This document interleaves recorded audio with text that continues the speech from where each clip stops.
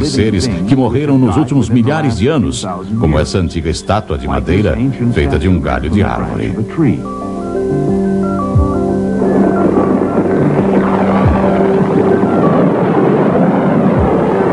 Que métodos os evolucionistas usam para tentar datar objetos como minério e rochas que se supõem ter milhões e até bilhões de anos de idade? Ou essas lindas montanhas suíças e suas formações rochosas? Além do método radioativo C14 de cálculo de idade, também há, é claro, outros métodos para datar com radioatividade. Você pode usar o método C14, o qual se decompõe em M14. Ou você pode usar o método potássio-argon, onde o potássio se decompõe em argon. E você pode também usar o método urânio-chumbo. Esses são os principais métodos para o cálculo de idade pela radioatividade.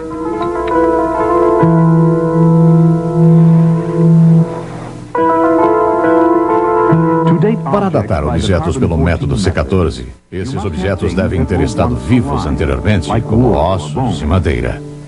Os outros 3 métodos citados pelo professor Wyrell Smith utilizam matéria inorgânica, sem vida, como pedras e rochas.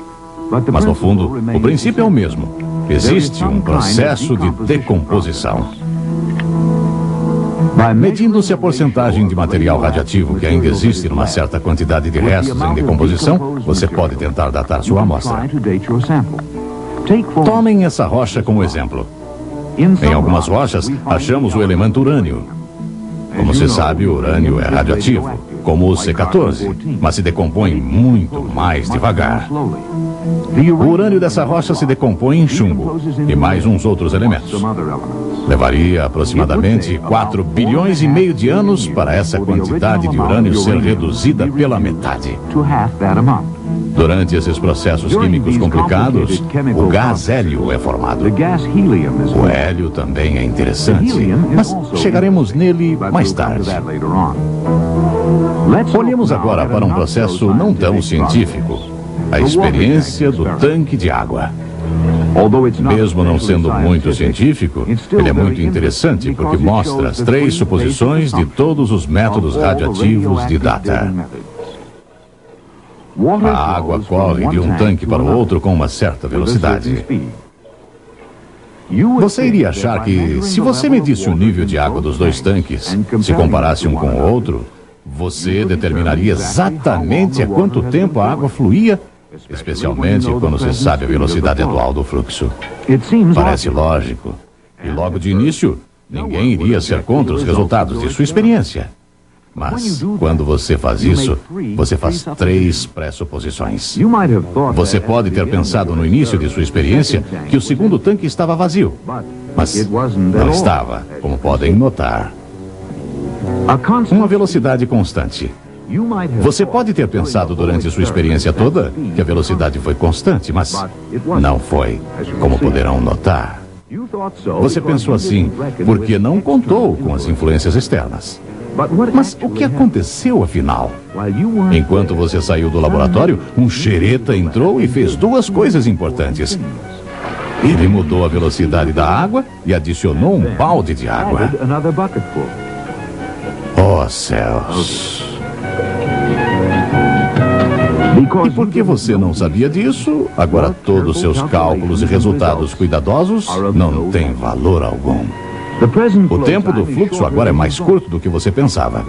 O segundo tanque já estava pela metade de água. E o xereta não só mudou a velocidade do fluxo da água, mas também adicionou mais um balde. Ora, todos os métodos radioativos têm 3 fraquezas sérias. Em primeiro lugar, ninguém sabe quanta substância radioativa estava presente no início.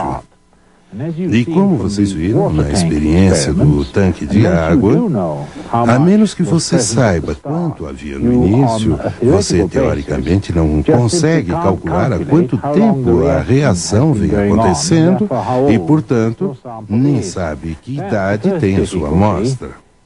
Essa é a primeira dificuldade desses métodos. A segunda dificuldade é, como você também viu na experiência do tanque de água, que a média de decomposição, a média da degradação radioativa deve se manter constante. Se for mudada, aí então, é claro, você não consegue calcular uma data. Bem, nós temos provas adequadas que indicam que a média da degradação radioativa pode mudar.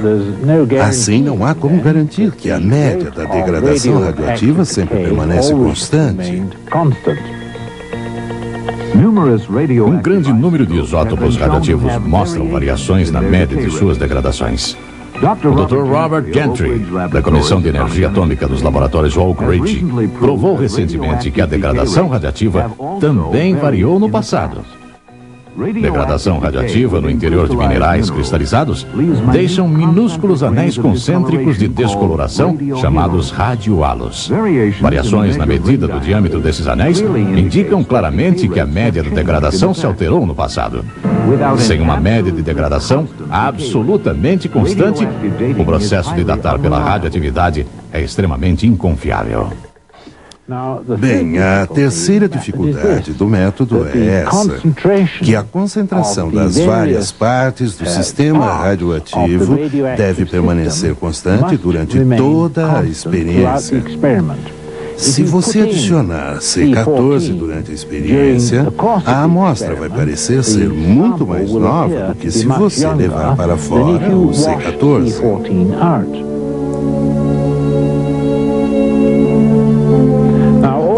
Tudo isso tem a tendência de tornar inseguros os métodos radioativos de datar. Mas existem outros métodos que não dependem da degradação radioativa que podem ser usados para datar. Nós já vimos que durante o processo de decomposição, o urânio transforma-se em chumbo e o gás hélio escapa para a atmosfera. Dr. Melvin Cook, da Salt Lake City, que já foi indicado para o Prêmio Nobel, estudou esse gás hélio. O gás hélio é bem interessante. Na atmosfera está presente no volume aproximado de 1 milhão de bilhões de gramas. Porém, isso é pouco comparado à quantidade que deveria estar na atmosfera se todo o gás hélio que é fabricado na Terra e que escapa da crosta terrestre fosse acumulado na atmosfera e se também a Terra fosse velha.